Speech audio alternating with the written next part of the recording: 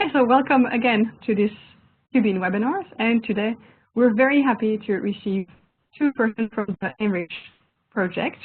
Dr. SARA MEDINA and VASCO BARROS will discuss science, technology and innovation landscape in China and also present the Enrich project to us.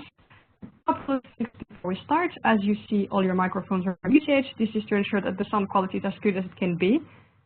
If you have questions, please direct them to me. I'll share them with the presenter. There is, I think, one of you is connected from a room where there is multiple people. If you have questions, since you can't access the interface, please feel free to send them by email at info@cubin.eu, and we'll get them from there and share them with the presenter as well. So at the end of the webinar, you will be able to ask questions, also again by chat, and the presenters will answer. About the CUBIN platform and what it's all about. It's designed to help European SMEs with innovation and business in emerging economies. It was set up by a consortium of experts. You can see their logos at the bottom of the screen. And it's fully financed by the European Commission. If you are interested in learning more, you can visit the CUBIN platform at cubin.eu. There are also live events organized. They are called learning circles. There's also more information at the cubin.eu. Now it's my pleasure to give the microphone to SARA MEDINA and VASCO BARROS.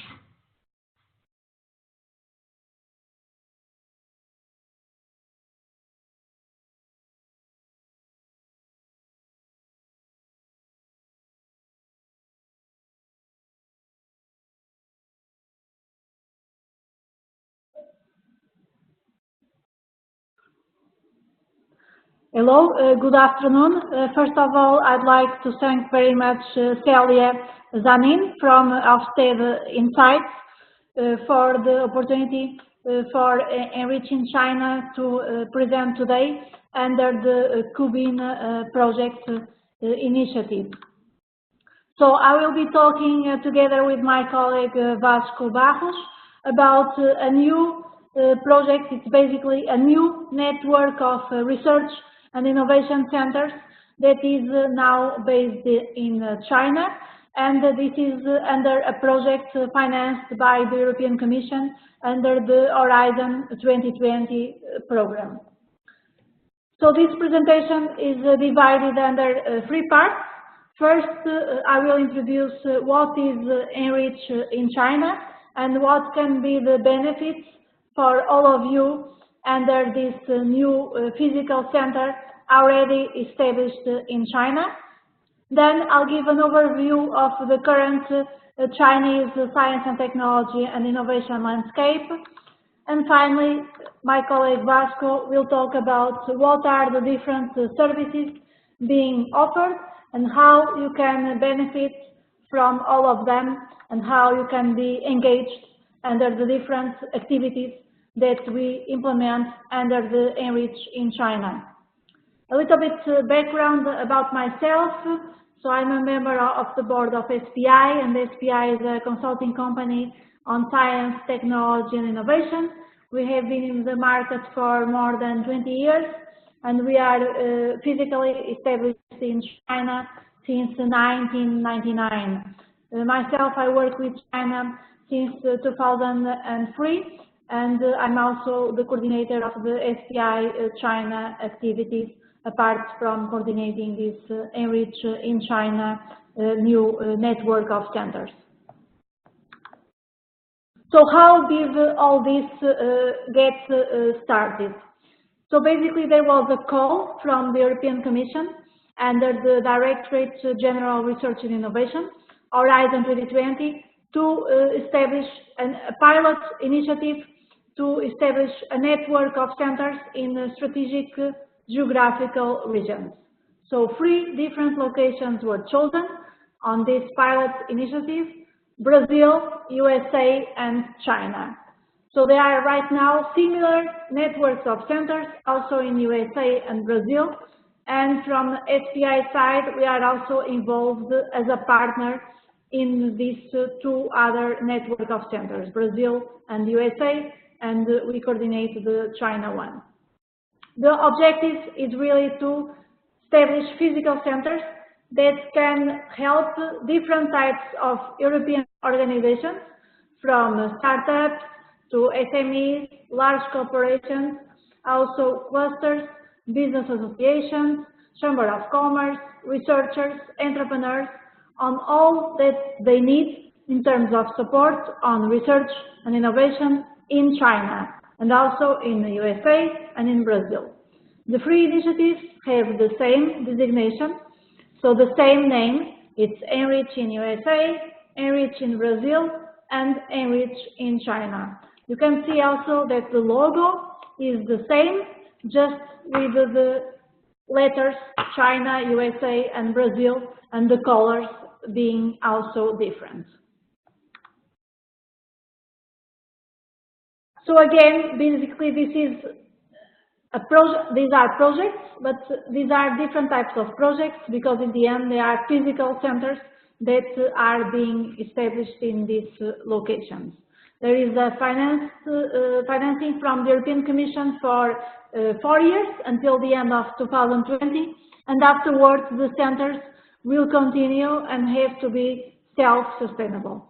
So we have to build the path for the centers after the grant from the European Commission is finished, for them to be able to continue with its own ways of supporting themselves.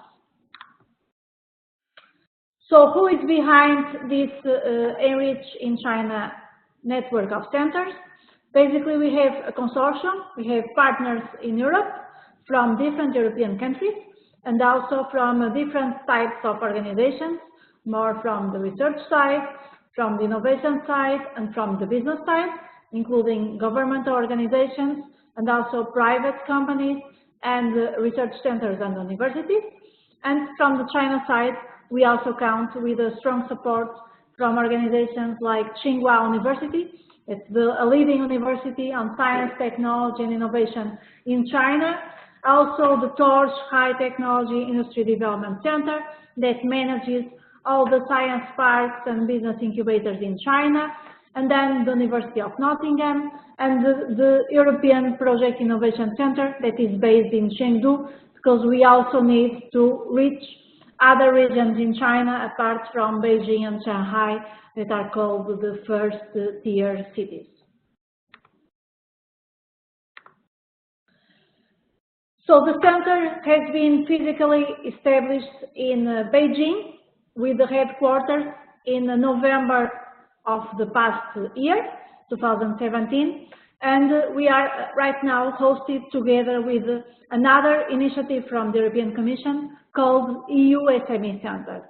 EU SME Center is a physical center as well, but helps European companies on the trade aspects with China. So it helps on the internationalization aspects to China. And Enrich in China, once again, helps on research and innovation. We also have a physical office in Europe, and it's based in Brussels, and it's also established within the European Network of Business Innovation Centers. It's a network on business incubators. And the EBN is also an implementing partner of Enrich in China. And then we have a first regional hub in Chengdu. So we wanted to reach the western part of China, and Chengdu. Why Chengdu? Because one of the implementing partners is also from Chengdu, and we thought this could be a very good starting point outside Beijing. So who are basically our clients? We want to reach all the research actors, from universities to research centers, research councils, but also all types of innovation actors, including innovation agencies, funding agencies, and also all types of science, technology, innovation networks and platforms, and of course all business actors, from startups to SMEs to large companies, and also all types of clusters and business associations and chambers of commerce.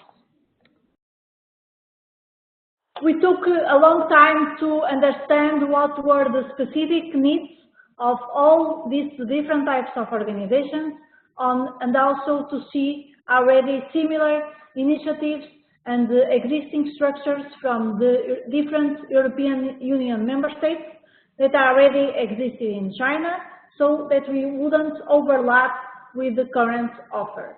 Because once again, we have also to defend the interests of the 28 EU member states and also associated countries, and we need to provide services that can be useful for all of them. So we have defined 7 service categories, and I'd like to present them to you on a brief way. We have some customized services that we provide, like consultancy and coaching on research, development, and innovation. Imagine you are a company and you have a specific technology. You need to find relevant partners in China. So we can support you in finding, understanding what are your specific needs, and help you finding the right partners in China throughout the whole mainland China. Imagine you have also technology and you want to license its technology. We can also help you doing this. Imagine you are a researcher and you are investigating, making a research on the nanotechnology field, and you want to connect with the best researchers and best universities in China on working on the nanotechnology field. So we can also put you in contact with all those researchers and also all those universities. So this is what we do under the consultancy and coaching. Then we have another service category called Research, Development and Innovation Intelligence.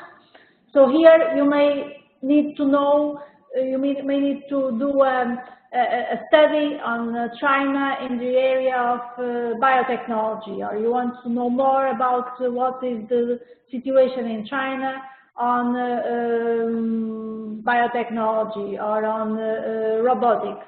So you can come to us, and then we can do also a specific study for you on what is the current situation in China on that specific topic. Or you may want to have a new technology and you want to do a feasibility study to see if that technology is viable to be implemented in China. So we can also do that analysis for you. Or you can have a specific technology and you want to know who in China is already working on that and to connect with those people. So we can also do that for you.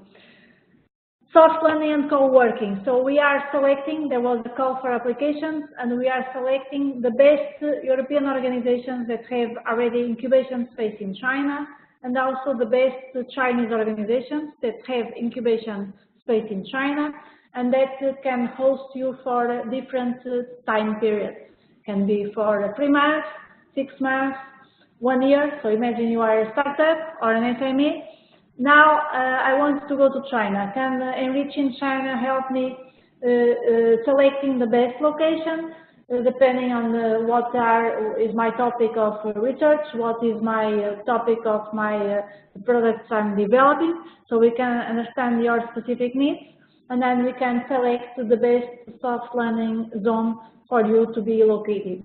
And then we can also support you on all types of regarding finding the relevant partners, recruiting also in China. That's always the topic that is not so easy to recruit the best people.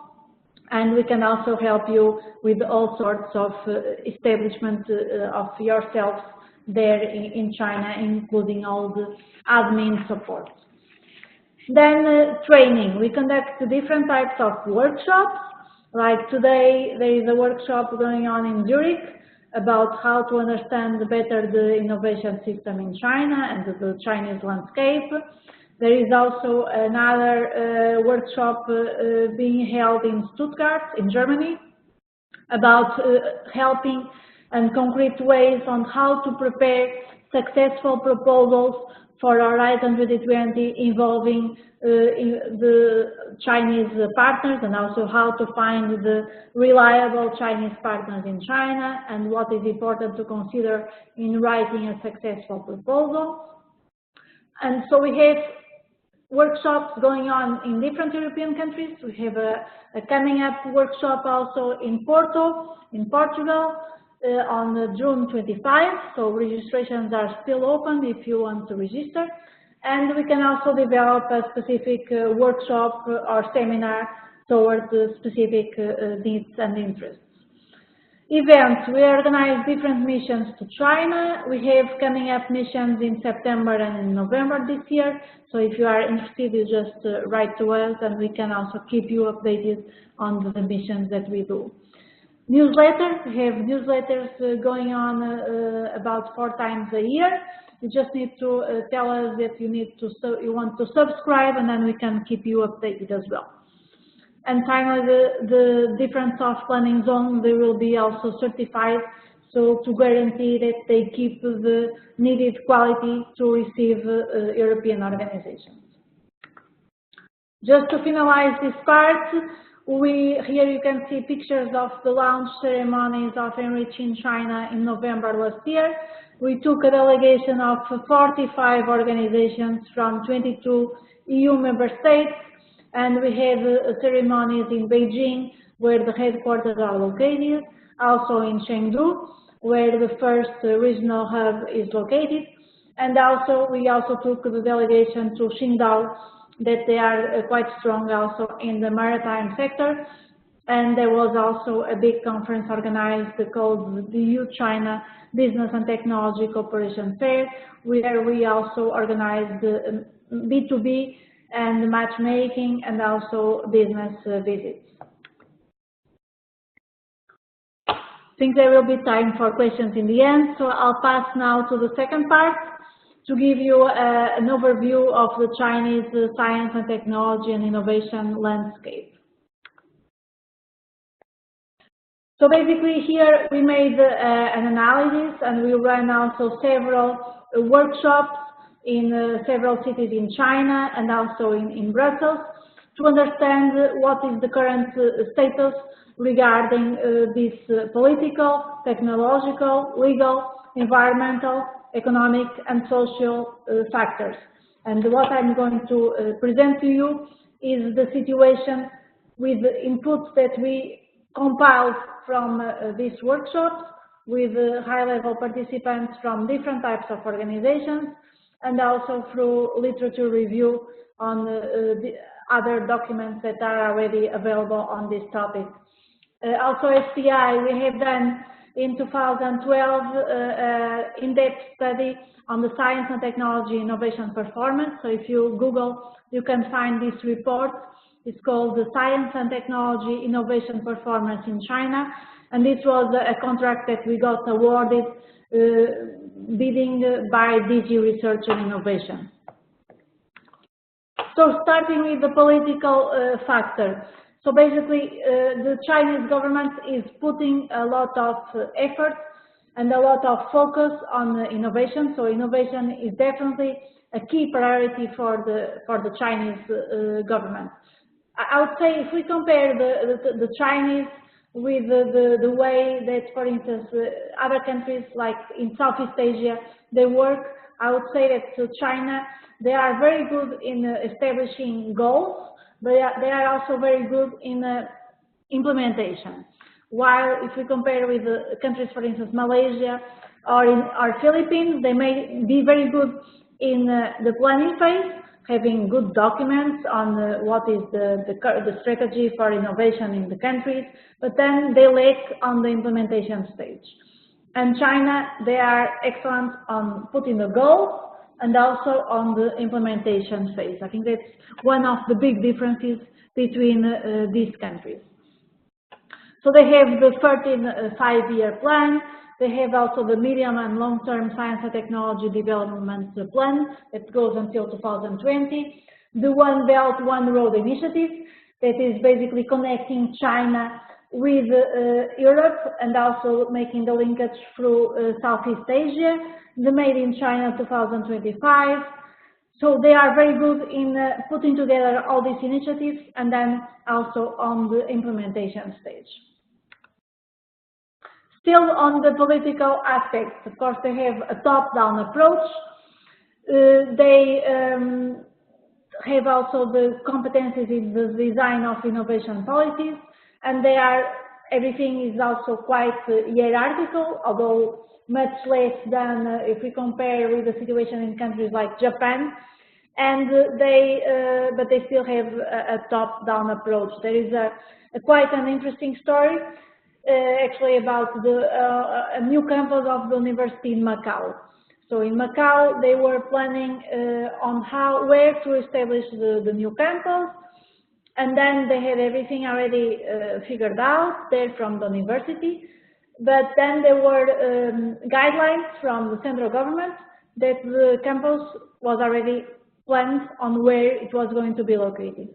So in the end, what the university professors were planning was put aside, and they had to follow the concrete guidelines from the central government of Beijing, and now the new campus is already operational. I was there in November 2016. It's an amazing campus, very, very nice, but still quite empty because the dimension is quite large. But it's basically this. What I want to say is that there are always concrete guidelines and that need to be followed. Passing now to the second pestle factor, the economic aspect. So basically, due to a slowdown of the economic growth, the Chinese government is raising public spending on research, development, and innovation activities, but still China still continues to grow.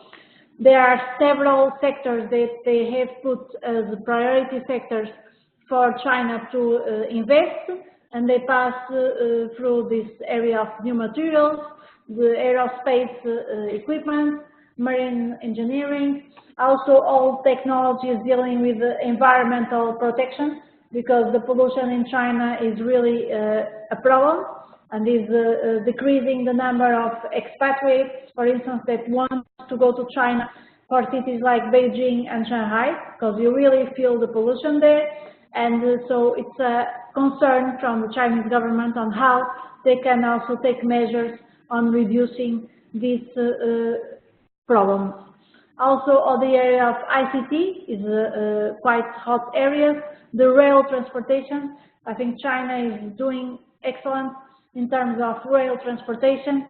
I remember about 3 years ago to go from Shanghai to Wuxi, it takes about now half an hour with a fast train.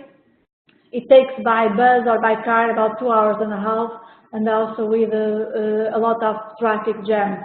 And now it takes half an hour with this high-speed train. Also to go from Beijing to Tianjin is the same situation, and from Shanghai to Suzhou, it's another second-tier city. It has 13 million people. Now it takes also half an hour by fast train. Still on the economic factor, basically there is also an increasing importance of the growing of the private R&D investments in China.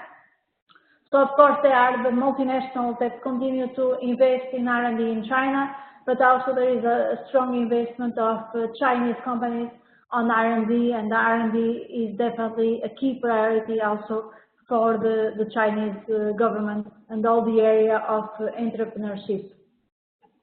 You see right now a lot of business incubators, science parks, and also the venture capital organizations, and also business angels. They are right now flourishing and being more popular in China. Passing now to the social factor.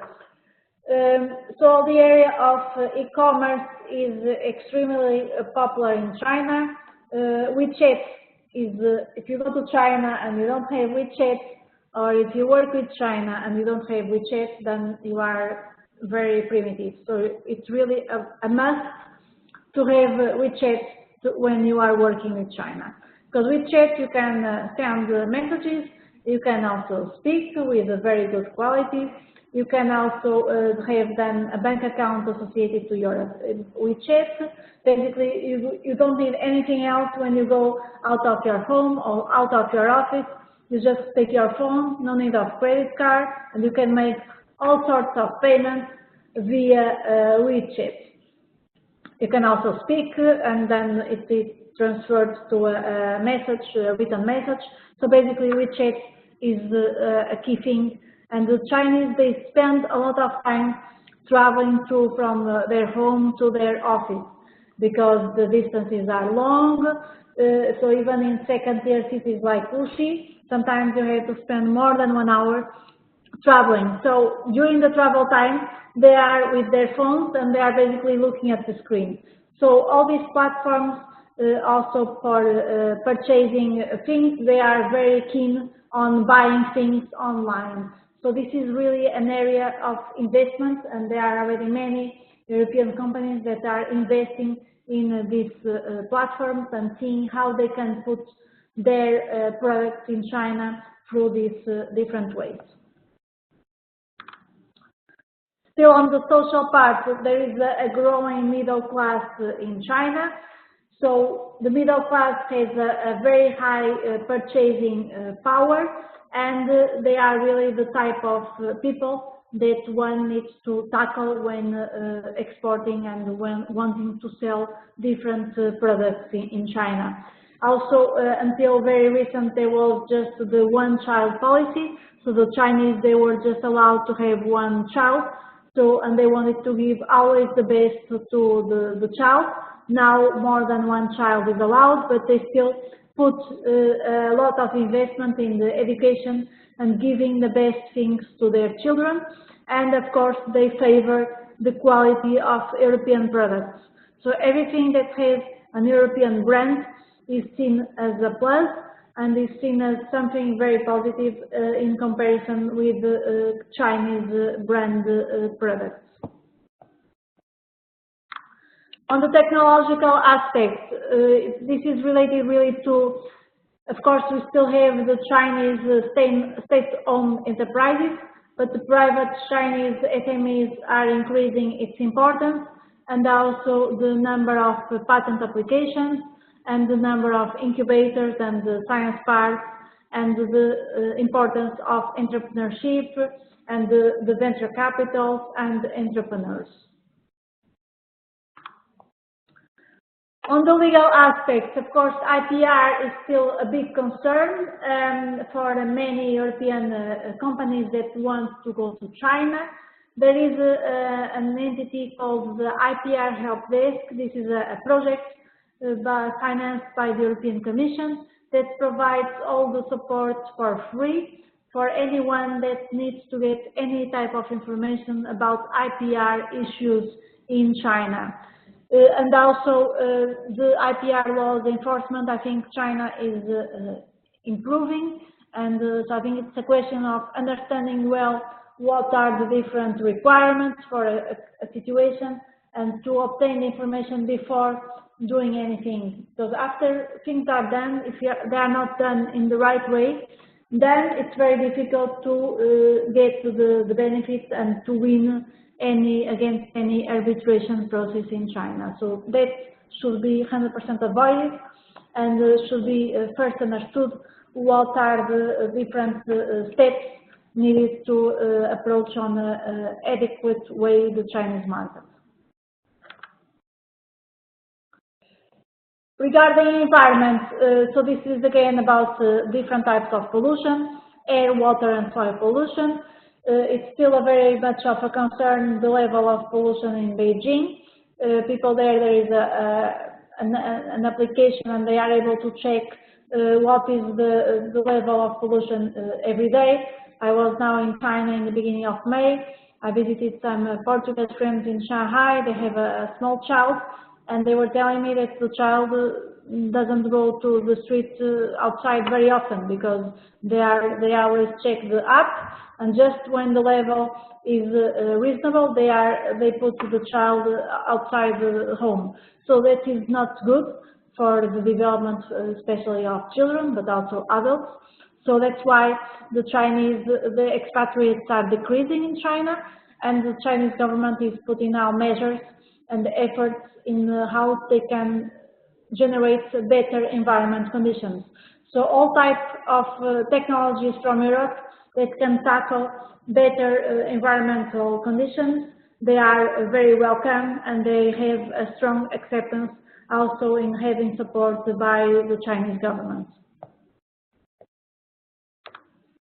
So I stop here, and then I'll pass now the floor to my colleague Vasco, that will talk about the different services more in detail and what we have been doing. And then I see already many questions, so then we'll have time to answer the questions in the end of this webinar.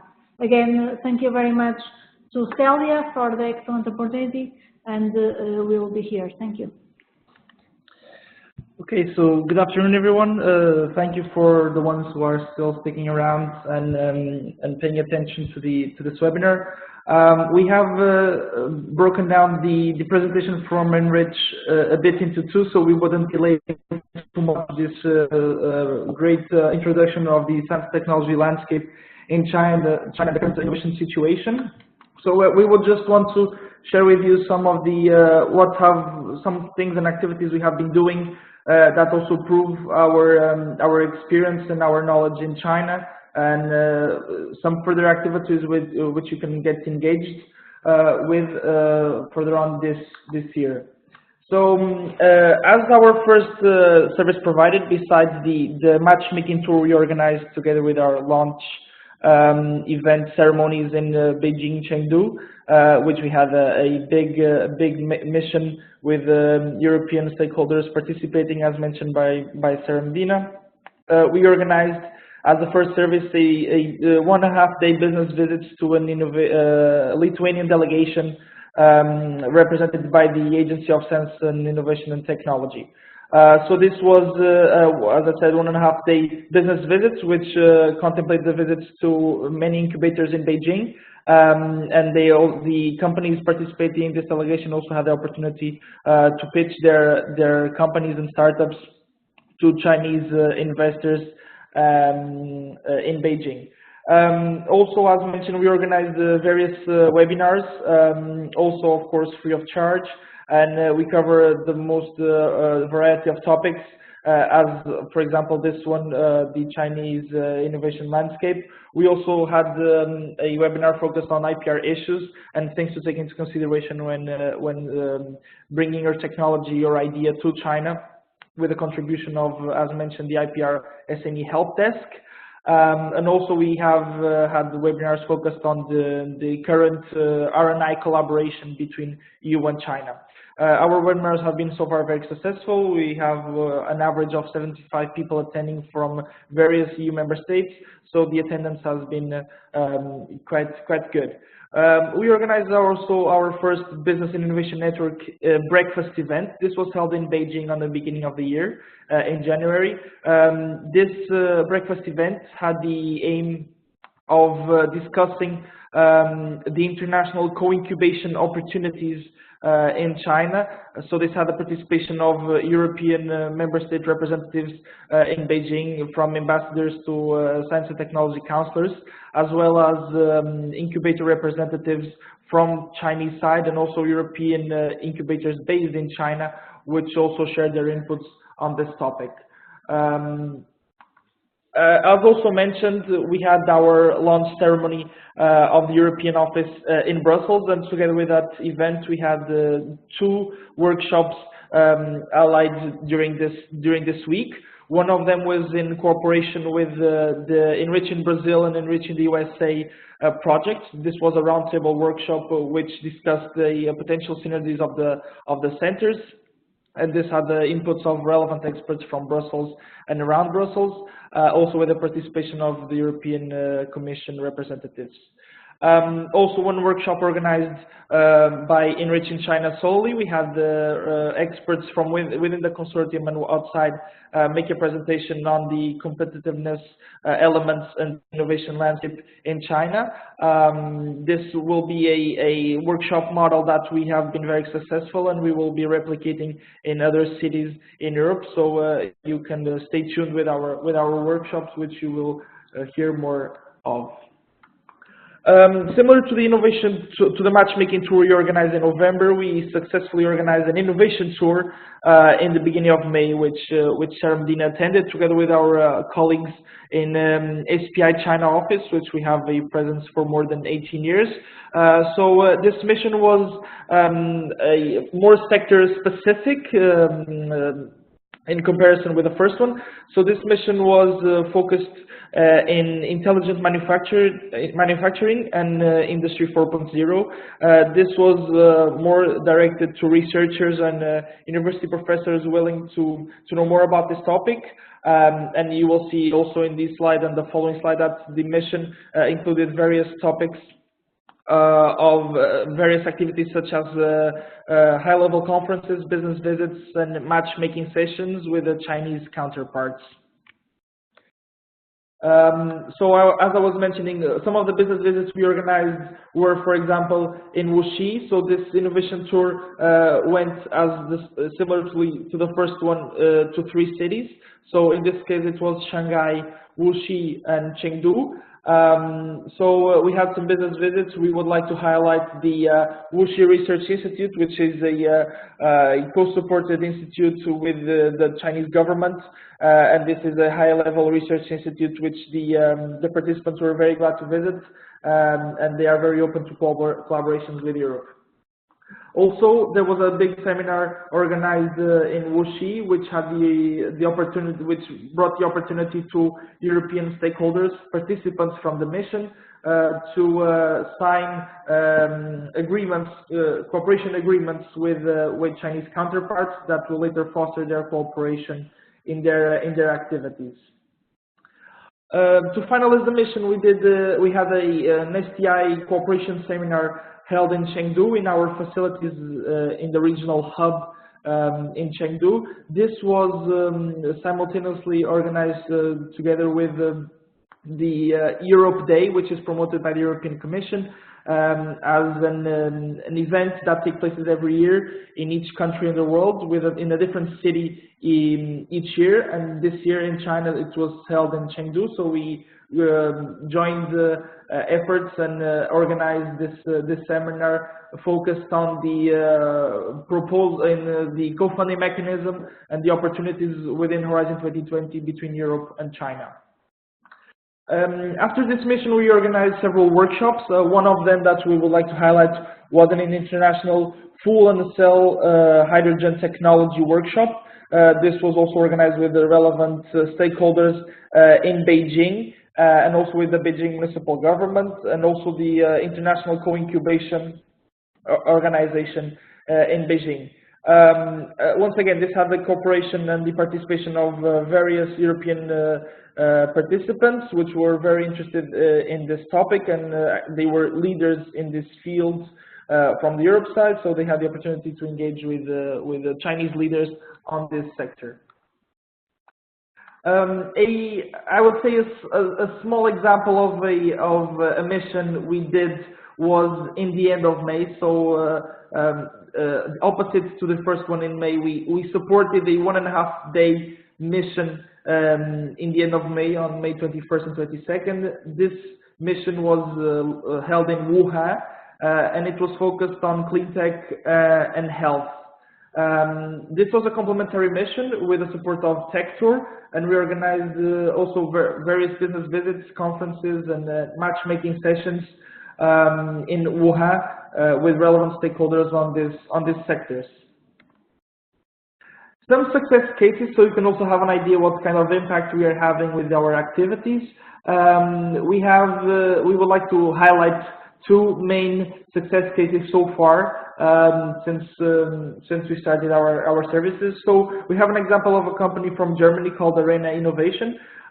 This, which you can see in the image, is a participant, is the CEO of the company, and he was actually a participant in the first matchmaking tour. And due to the participation on his tour, he had a chance to meet with the relevant Chinese counterparts and an organization which would help him pursue his activities in China, and he has successfully opened an office in Jinan. So this was a goal he had, in establishing physically with an office in China, and he was able to do it through the support of Enrich, through its services and its mission, with the participation of the matchmaking tour. He additionally also participated in the two following missions in Wuxi, Shanghai, Wuxi, and Chengdu, and also had the collaborations in the Wuhan tour. Also, we would like to refer SafeTech. This is a cybersecurity company from Romania. They had 4 representatives in the matchmaking tour in November. They were very pleased with the organization of the mission, and they were luckily to meet an organization, a Chinese organization that had the same ideas and vision that they had for Romania, and they actually engaged in cooperation agreements already in Europe. So the Chinese delegation, which they met, traveled to Europe to discuss with their administration for potential collaborations in the near future.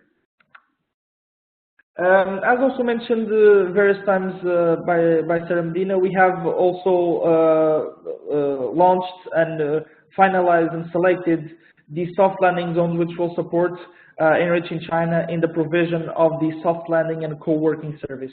So this was a call for application that was open for around 2 months, and European organizations based in China and Chinese organizations with experience in incubation and support of soft landing services could freely apply to this opportunity, which will enable them opportunity to receive European companies in their facilities. So these are trusted organizations which we have carefully selected through a steering committee within the consortium, and these are the organizations which we believe will provide the services at least for this first part of the project successfully. We plan to select more, so you can also keep tuned to more call for applications for these soft landing zones. We want to increase our network of soft landing zones, so more organizations will be further on selected. As concrete upcoming activities that we have, as already mentioned, we are actually organizing currently a workshop in Zurich and in Stuttgart in Germany with different topics, but they are taking place on the same day. So we are not promoting it right here, just mentioning, but we will have a workshop, as already mentioned, in Porto, held on SPI's headquarters in Portugal, and we will focus our workshop on the Chinese innovation landscape and also the variables that influence a sustainable presence in the Chinese market. So this will bring context to existing opportunities in the Chinese market and how we can support and give also advice to the participants. We will have a session dedicated at the end of the workshop with individual consultancy. So this will be first short approach to understand the needs of the client and see and provide some advice, and then later, if needed, provide a more complete consultancy service. As overall activities, we have, of course, upcoming webinars and workshops planned. This is just a small list of things we have initially planned in the beginning of the year, and we will most certainly guarantee its execution. Some of them don't have a date confirmed yet. This first webinar, which was actually the presentation was previously sent, we have just had the confirmation moments ago of this webinar, which will take place on the 28th of June, so you can already have that information with you. More information will also be shared if Celia and the Cuban project would like for us to share. We would be more than happy to share this information. So we will have a webinar focused on open and responsible R&I in China. This will have external speakers and experts from the Chinese side and also the European side. As mentioned, we will also have various missions taking place in September and November, so more information will come on this, and then the program that we will have planned will also be very short notice announced. So I think we have already received many questions. I believe that from Sally's side we are okay to proceed with answering the ones we have received. I would just like to leave you with this slide, which are our our websites and an email address which you can contact us for any requests you may have, or any doubts, or any way we can help. We are open to receive any types of your inquiries. Also, if you would like to register on the upcoming workshop, you are free to do it just by expressing interest through this email, and we will give you further next steps on this. So you can send an email through this email address. Also, we will leave you with the locations of our offices, both in Beijing, Chengdu, and also in Europe, in Brussels. And also, we have presence on these social media, which you can easily find us just by searching Enrich in China, and also our WeChat webpage, which you can scan through this code. So I think that we can just have a quick overlook to some of the questions that have been selected, and we will start by answering some of them.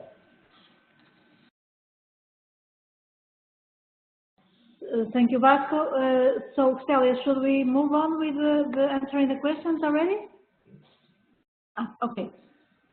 Very good. So, so once again, if you want to receive updated information of all the upcoming activities, you just can send an email to china@enrichcenters.eu, and the upcoming activities are this workshop in Porto, and also the webinar on June 28th, as Vasco mentioned, and then the upcoming tours. So starting to answer some of the questions. There is a question here: what, in your experience, what would be the top 5 must know to innovate successfully in China? So I would say you need to be always well prepared, and you need to find the right partners in China. So to find the right partner in China is a key thing, and to be able to build the trust with the people that you meet in China. So it's not enough to go to China one time, so you need to go to China at least in an initial period about every 3 to 4 months, because to build the trust is essential. I still remember when I went to China the first time in 2003, I had there a meeting with a science park in Beijing, the Haidian Science Park, and me and a colleague of mine, we wanted to already talk about business. And the people there, they stopped us, they took us for lunch, and first we needed to get to know each other before talking about anything on business cooperation. So the trust is essential on building the cooperation with China, and to find the right partner in China is really a must, is a plus in order to be successful in China. I think one has to be patient. You have to be also, you cannot be in a position that you can be like the dominator, so you need to have a conservative approach. And the Chinese are also very pragmatic, so they don't want to lose time. So it's very important that you do the correct homework. You have things well prepared, and you know exactly the objective and what you want to reach when you go to a certain meeting. You cannot arrive late. The Chinese are very careful always on that. So I would say there are several things that you need to take into account when dealing with China. I would say the trust, the patience, the arrive on time, to find the right partners, and to have a modest position.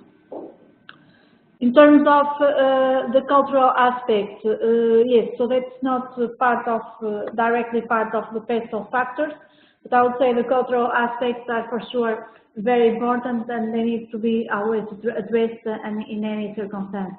The trust is a key part of the cultural aspect, that you need to get to know the Chinese, and you need to build the trust before they start doing any business with you.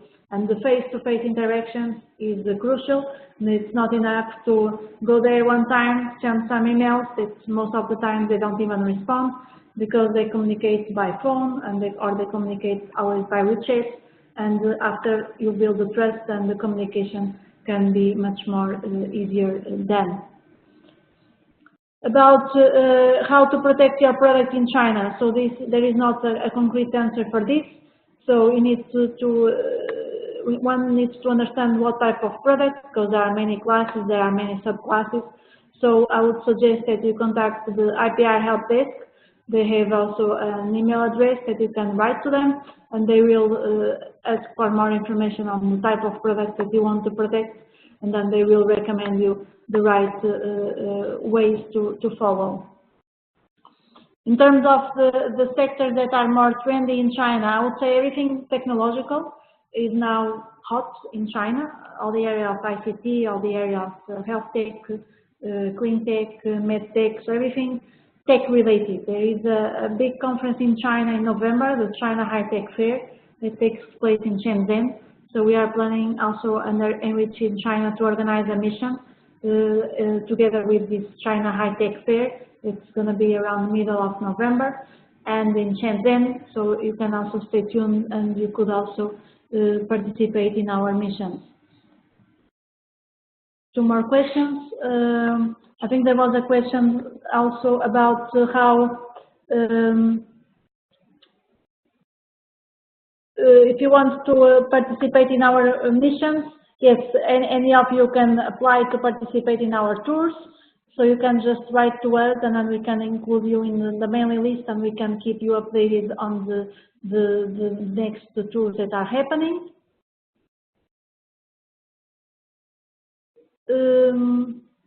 If we suggest to have a local partner in China, yes, definitely. To find the local partner is a key thing, and we can also help you through Enrich in China on finding the right key partner in China.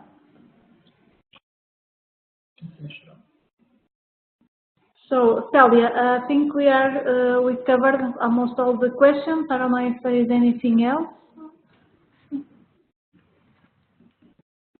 Thank you so much for joining us today. It was extremely interesting. I've learned many, many things. And I've already received a few comments from the people that are still here, and I think comments were really, really positive. People have asked if there was some kind of newsletter they can register to, if they want to receive information on the events. Is there an address that you could share with us? Yes, you can, in this case, directly through our website, there is a place where you can just register, and you will, we will receive automatic notification that you are interested in receiving more information from us through newsletters or other events that we are organizing. Anyways, you can send an email to the address that is shown on the screen. We will be notified with that information. We are managing this account, so we automatically include you in our mailing list. We promise to also be soft in the mailings and with but you will be fully informed of the events that we are organizing, either in Europe or in China, and you will be being kept updated all the time of Enrich and what we are doing. Thank you very much. We've not received any more questions. So thank you again for joining today. Everyone that is in the audience, you will receive tomorrow the recording of the webinar, and it will be published also on the Qubit platform. Thank you very much once again, Celia, from our side. It was really a pleasure. Thank you very much to all of you, and we remain available for any further questions or comments or discussions. Thank you very much. Thank you, and wishing you all a wonderful day or morning or evening. Thank you very much. Bye, Celia. Thank you.